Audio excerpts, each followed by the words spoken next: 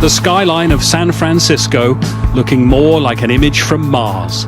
The orange glow from wildfires burning miles away, shrouding the city's landmarks, the smoke blocking out the sun. The middle of the day felt like dusk, and it is unnerving. I was wondering what time it was, and then I looked outside and it looked like doomsday. I mean, you could tell something is horribly going wrong, and as far as going to work and breathing in all this pollution is definitely not healthy for us as in the Bay Area. It feels like the end of the world. It's pretty scary. I mean, I'm a lifelong Californian, and it makes me weep for what we've done to my poor state. And those fires continue to rage across the western United States, driven on by strong, dry winds, burning more of California this year than ever before. And to the north in Oregon, an unprecedented number of fires destroying some whole communities. It is the speed with which these fires spread that's especially alarming. This morning, police say the fires that tore through the towns of Talent and Phoenix, Oregon, destroying about 1,000 homes and killing 5 people, were intentionally started. We were able to locate evidence and determine that this individual is likely the cause of the fire. Michael Duran Bakela was charged with 2 counts of arson and multiple counts of criminal mischief. That as 500,000 people, 10% of Oregon's population, are in evacuation zones. At least 2 fires have converged, creeping closer to Portland, whose mayor has declared an emergency.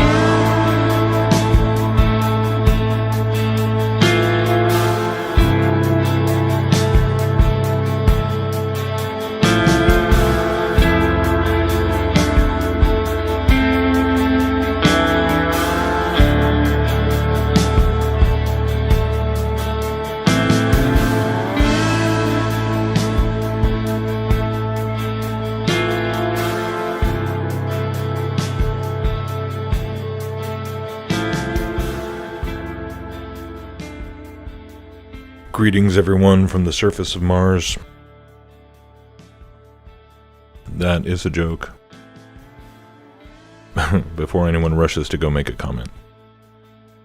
I know that there's no such thing as the surface of Mars, that's why it's a joke. But yeah, so forgive me, I'm not trying to make light of things going on, but it's definitely been surreal this past week. So yeah, hopefully it's going to be starting to get under control in terms of both the fires and the smoke in the next few days, but we'll see. We've just kind of been holding in this dead, smoky air pattern for, I don't know how many, 4 or 5 days now. It's definitely not as yellow as it was the first couple of days. It really felt like you were on another planet, as cliche as that sounds. But you know what was even weirder, that added to the whole eeriness of it all, was that for the first 2 days, the birds were just silent. And I was starting to wonder if they had all just, left, gone and flew away somewhere. But no, then on like Thursday evening, they just suddenly started all chirping and singing again, like, oh yeah, we're still here. And they just suddenly started talking, and it was like turning on a nature soundtrack in the background, that I'm so used to hearing now, being outside a lot. Having that it was just dead, eerie silence that was just so odd. So I was so happy to hear the birds singing again. And they're still pretty quiet now compared to, your typical day. But they're kind of out and just quietly, you can hear them just ever so faintly. But for 2 days, it was like not, I just would stand there for like 10 minutes and nothing. So that was pretty crazy. And of course, the more meta-narrative stuff that's coming out of this now is starting to kind of unfold, and it's not too difficult to see kind of how it's playing into so many things that were already unfolding and unraveling, and wow, it's it sucks, I gotta say, because it is what it is. And there's, in one sense, it's like, yeah, you can see all these different sides just continuing to be spun, and the governor of California is standing up and saying, climate change is undeniable, look at California, how many years have people been talking about this whole idea of fomenting a civil war within the United States to collapse it and bring it down, and you see what's going on just in 1 year. It has been quite a year already, and now the biggest every year has been the biggest fire in California for the past 10 years pretty much. But then on top of all the weirdness of everything going on this particular year, and the riots and the insanity, especially that's been going on here in Portland, it's just unspeakable insanity on so many levels. It's just mind-blowing. But I was starting to get even a little bit I guess now I have to admit I was getting still, I was just trying to enjoy what you could enjoy. I went to the coast a few weeks ago and got to go to the gorge and just being outside and in nature, and there's so much awesome things to even try and enjoy, while the weather is still nice and sunny and beautiful, and forget downtown, forget the city. But now it's like you can't even, this is pretty epic devastation, and just on so many levels, not just the people who are being displaced and who are losing their homes and businesses, and people actually dying in the fires. I don't even know how many people at the end of it. And they've officially arrested, this one guy as of yesterday. There might even be more. But this is the crazy thing, is that how many arrests, and how even that in the media, what you see in the media, at least here on the local Portland news the other day, a few days ago, and I've been trying to find this clip, but I can't find it now. But basically the whole story was about, all the crazy QAnon conspiracy theorists calling in and overwhelming, the emergency services, and overwhelming, 911 dispatch about reporting Antifa members, starting fires and doing arson, right? So that was the story, was basically the danger of all these crazy conspiracy theorists calling in, not nothing about the danger of what if there is even a handful of people who may decide to go out and start fires for whatever reason, and the immense amount of danger that poses to human life and safety and health and property and economic devastation. I mean, it's amazing to see this unfold. Because yes, we know that. I mean, here it's been sunny here, at least in Portland. The weather's been pretty hot, and it's definitely dry, but it's not like just insanely dry. I don't think it's even been a drought technically, although I couldn't say that for sure. But yeah, it's been pretty dry the last month or two. But the way these fires, it was just sunny one day, and then yes, on the news they announced, there's going to be this epic wind event. And sure enough, about 5 o'clock Monday night, it just, boom, hits like a wall. I was driving to the store to try and get ice in case the power went out. And just like, poof, to me, it came from the north, but supposedly it was coming from the east. I don't know. Maybe that's just the way it goes through the terrain here, probably. But, just super high, sustained winds that lasted for about a day or two, a day and a half, whatever it was. And during that time, all the smoke from the fires, it was bringing in smoke from the north, from up in Washington, but it was also keeping most of the smoke from the fires directly to the south around Salem, kind of at bay. So it was still blue sky, but you could see on the horizon just crazy oranges and purples and crimson. And I should have got more pictures, but I didn't. It just, a lot of times it wouldn't really capture very well, but yeah, it was just right over the horizon. But then so the winds just blew solid for like a day. Yeah, perfect time to start and spread wildfires, right? Because you have just strong, sustained winds and dry conditions, obviously. Perfect time, if anyone's of the inclination, whether for their own personal pyromania, whatever, or whatever other orchestrated, agenda, there you go. And unlike a lot of, previous history, so many of these fires are, we're very close to, basically the whole I-5 corridor, all up and down the West Coast. And this is nothing really, this is not really breaking news to anyone who, has the eyes to see and the ears to hear that this is not, there was no lightning, there was no storms to create the lightning. And there's so many of these fires, and sure, of course, however many of them could have been set just accidentally or through whatever. That definitely happens, but there's so many of them, and yeah, most of them are not way out in the middle of nowhere in some national forest. Compared to, it's definitely suspicious, to put it mildly. And again, I'm not trying to, it's not funny, because we're talking about, I mean, the whole West Coast has been just under a smoke cloud, and yeah, businesses that are trying to, these restaurants that are trying to stay open and have outdoor eating and things, I mean, and of course the psychological, I guess that's what's most fascinating is, hearing all these, it's kind of the cliched responses. Yeah, it looks like the apocalypse, it looks like doomsday, and yeah, I haven't seen the stars in coming up on almost a week. And the first day, the sun, this is a picture from my front yard. That first day when the wind stopped, and the sun was just like a little pink dot.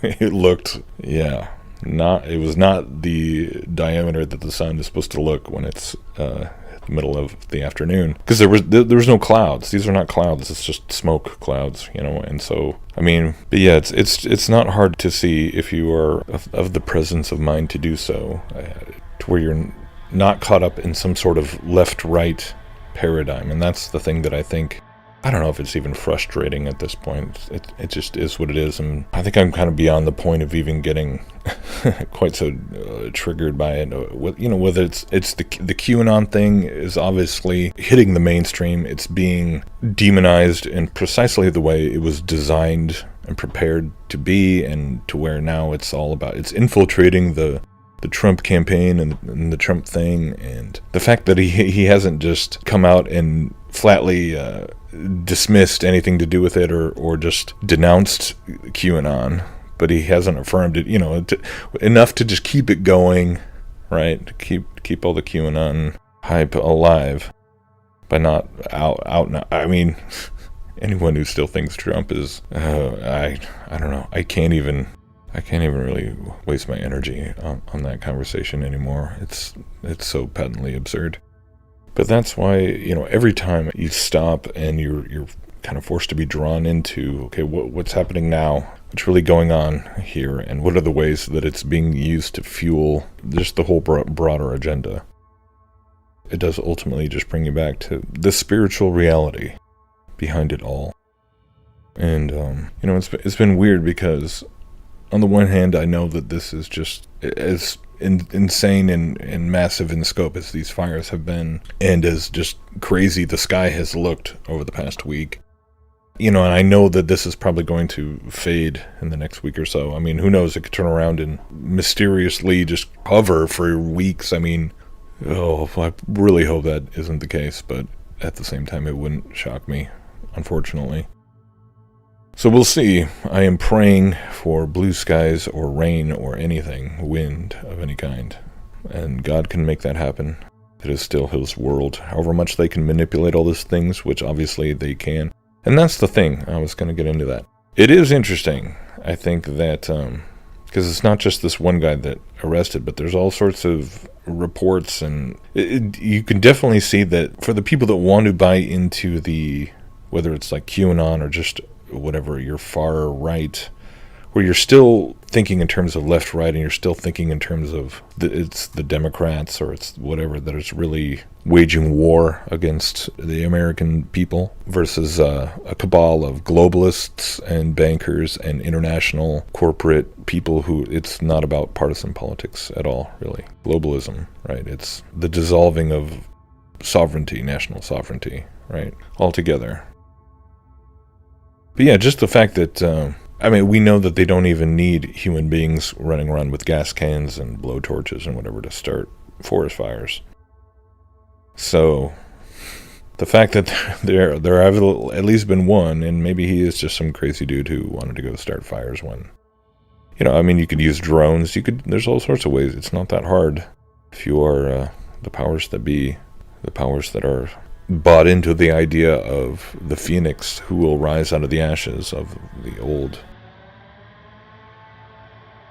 But even though I know it's probably, hopefully, only temporary, and I will see blue sky again, and clouds. It definitely gets you thinking about the times in the Bible where it talks about where the sun will be blocked out, or the moon will turn red, and signs in the sky, and where men will gnaw their tongues in agony from the groping in darkness, and just all sorts of things that could unveil at the end. And it almost to get just kind of like a little preview, just a little preview. This isn't. It looks like doomsday. It's not doomsday. The stars are not falling out of the sky like figs from a fig tree or anything like that, which I do believe will literally happen, and people will watch the stars fall to the earth and whatever that all entails. I don't know. I don't fear that, though. I don't fear if I'm alive and I get to see that. I mean, it just means Jesus is at the door, just right around the corner, And that's the thing, is that when you read Revelation, you see that God is preserving his own through all that stuff. And even though there's the persecution of the Antichrist and the beast system, which of course people attribute to part of the tribulation, because it is, but God is preserving his own even in the midst of hailstones the size of men, and these crazy creatures coming out of the pit, and their scorpion tails stinging people who have the mark. I mean, that's an interesting one always. Because those who are sealed with the mark of God, they can't touch. And, that's miraculous, supernatural preservation and protection in the midst of the craziest era of world history, in a way, at that point. And so it's, as somber and as kind of foreboding as this whole week has been, it's also been, I've had actually a lot of peace, oddly enough.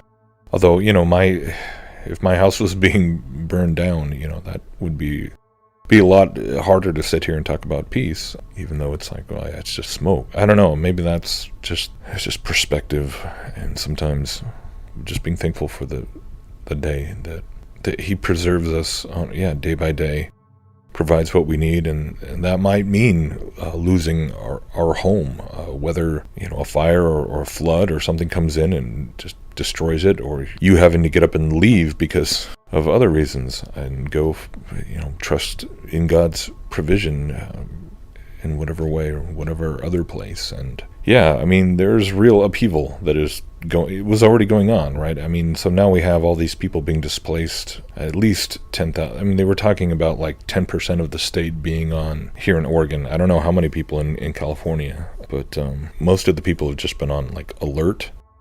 But if you're losing your house, that's pretty devastating. And at the same time, it's kind of, it's sobering to stop and go, there's nothing that Satan is really not prepared to do to bring things about, and to just create more chaos, and to create more pain and destruction and deception, so that he can turn around and offer to be the savior. That's really, we can get so focused on the human players and the human actors and the human pawns, whether you're talking about some BLM protester screaming and trying to burn down buildings and, thinking they're fighting for racial justice, that kind of a pawn on that kind of level, or a pawn in the White House or in Congress, or your mayors and governors.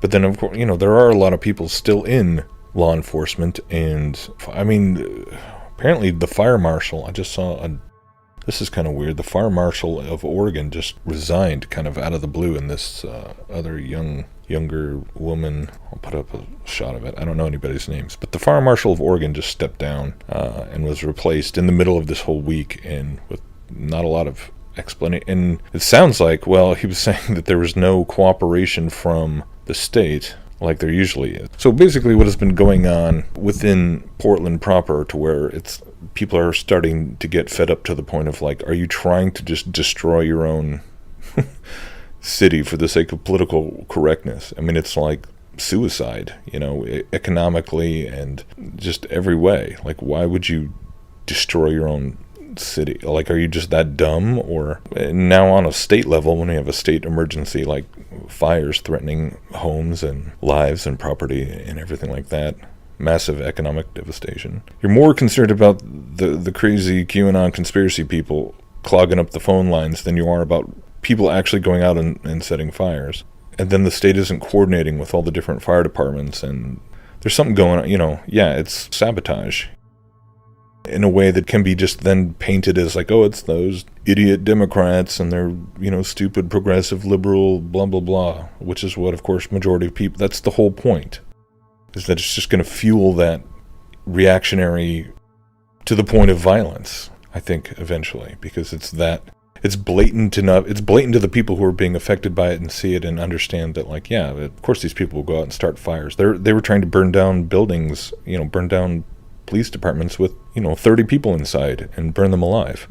So if you can do that when somebody's like right on the other side of a window and they're in there and you can see their faces, and yes, these people who would burn people alive have been taken to the streets night after night, in the city, and then when they do get arrested, they just get released the next day, which is why I think why they got so mad at the whole. That's why the whole federal police thing, the federal officers coming in and they're unmarked vans and they're just stealing people and we don't. It was because you're actually going to get locked up and not just released in 12 hours.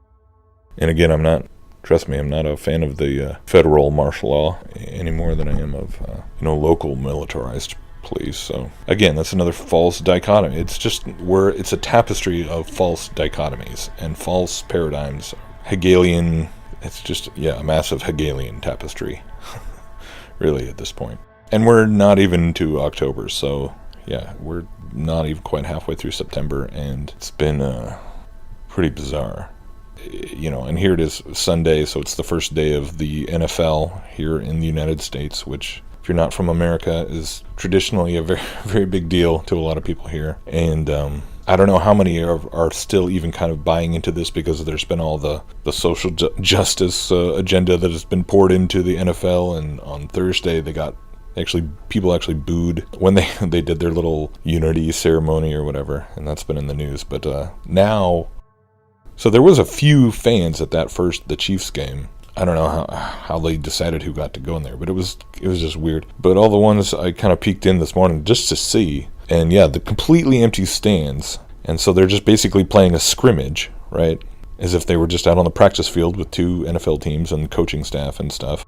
But it's kind of hilarious, but I'm only bringing this up because it was just like, here we are. Like, how many people right now are sitting in their homes it's not just the West Coast that has had these fires. Obviously, it's all over the country. And, whether you're sitting under a haze of, it's now gray smoke instead of yellow smoke. So that's an improvement, I guess. But sitting inside as, the world is burning around you and you're watching football it's like a laugh track, except it's like there's a fake stadium soundtrack in the background to the game, because it would just be so weird if you were actually watching it without that.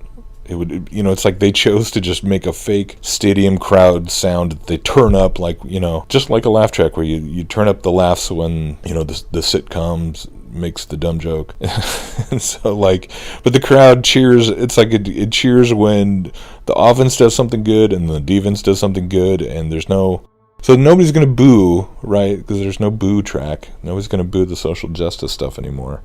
So people are sitting there watching this theater, gladiator, stupid sports ball theater. It's amazing. So thank you for your prayers and just how awesome so many of you guys have been. Just especially, this whole year, as things have really getting more serious all the time. And I know, for me personally, if I didn't really have the community of folks that I've found because of exploring this crazy ideas about biblical cosmology and how this fits into prophecy and world events and all the deceptions going on, and how encouraged I've been by actually getting to meet and interact or even just read comments and watch other people. I didn't have that for however many years, and that was really, really hard. And it's still hard now because we're all just spread out all over the world, and I think so much of the time we just wish we could all be together and get to experience more than just this whole, this internet connected quasi replacement for real community. But at the same time, we've been called to be salt and light. So this is how it has to be, really, for us to be wherever God has placed us, and to be, representatives of His kingdom, wherever He's had us be. But I am thankful just to have people out there who see what's going on and are able to, be there to lean on each other and to encourage each other and help us just focus on the eternal perspective of it all. Because we don't know exactly how, we don't know what tomorrow brings. We don't know how much time there is left in history, whether, it's coming to an end very, very soon or 100 years from now. We really don't know.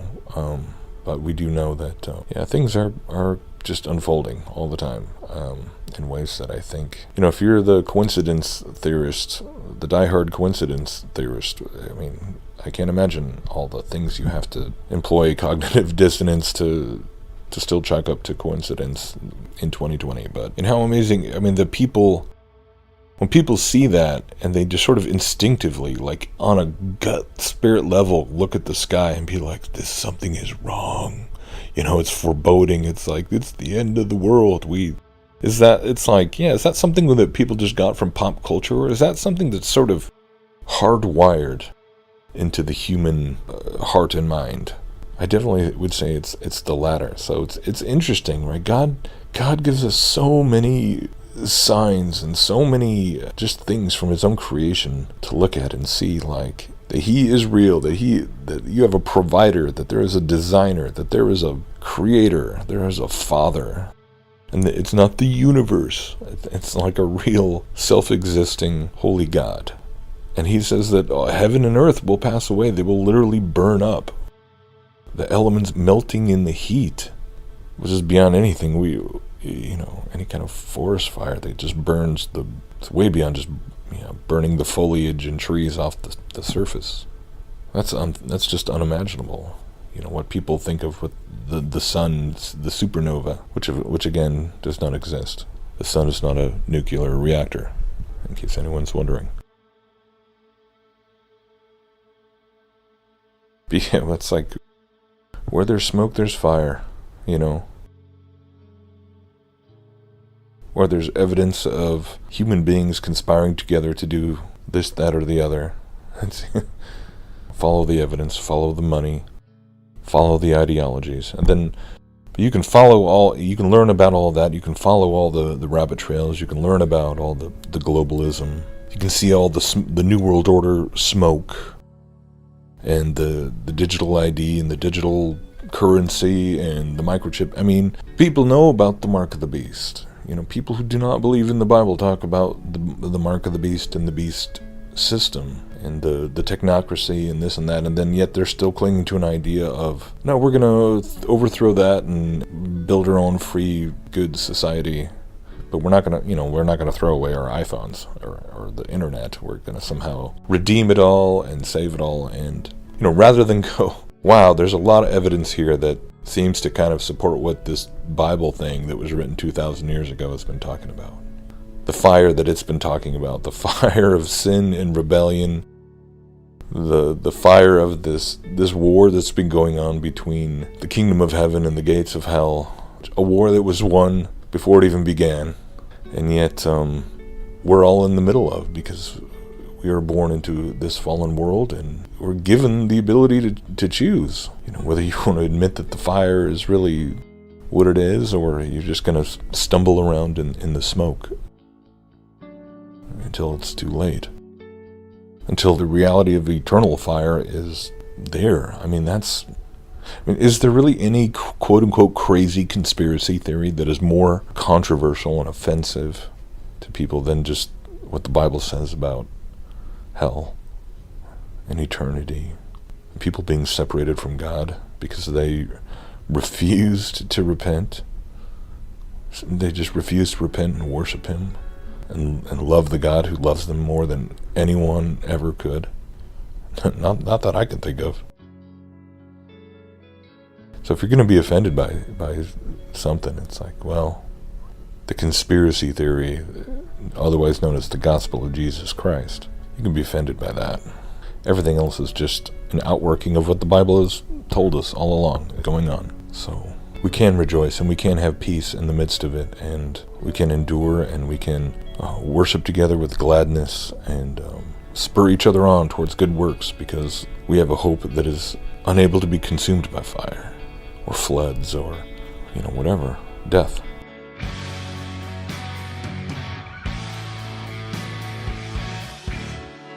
An everlasting inheritance. That's what we have. I love you guys. God bless. See you later.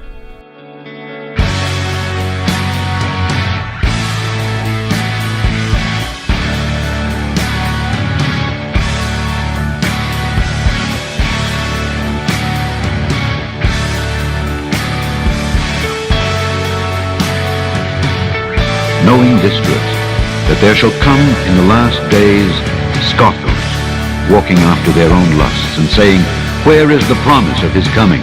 For since the fathers fell asleep, all things continue as they were from the beginning of the creation. For this they willingly are ignorant of, that by the word of God the heavens were of old, and the earth standing out of the water and in the water, whereby the world that then was, being overflowed with water, perished. But the heavens and the earth, which are now, by the same word are kept in store, reserved unto fire against the day of judgment and perdition of ungodly men. But, beloved, be not ignorant of this one thing, that one day is with the Lord as 1,000 years, and 1,000 years as one day.